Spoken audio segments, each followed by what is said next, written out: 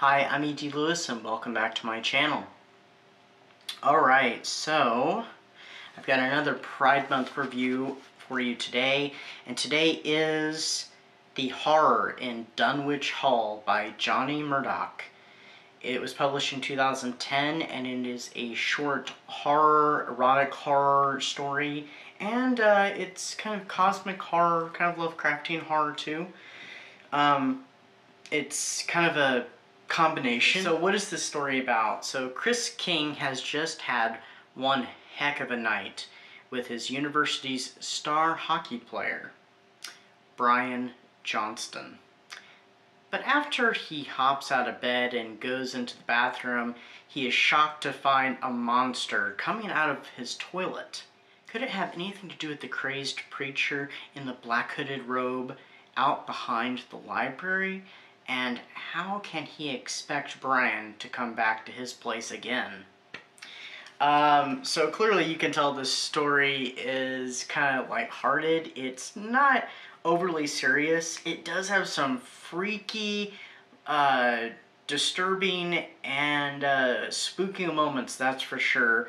But it also has a lot of humor to it, and it does get quite spicy quite quickly. It's not a very long read.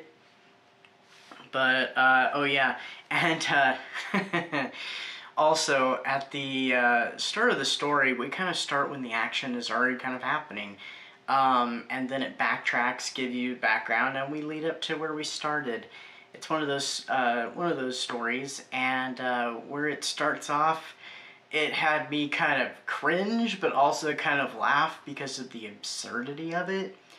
Absurdity in a good way. It was just how the scene was laid out. I was not expecting it, and what it entails, I can't really say without spoiling it. There's not much about the story I can say except for what I wrote in that little synopsis that won't spoil the story, except for I did think there was an interesting element with the preacher back behind the library, who one of his, I guess, friends tells him about when he and Brian are headed back to his place, and they go and check out this, this weird, crazy preacher guy that's speaking about these strange and bizarre things, and he thinks that, oh, this person's just making a performance, they're part of the drama department. Well, I kind of think he doesn't believe that at the end with what happens.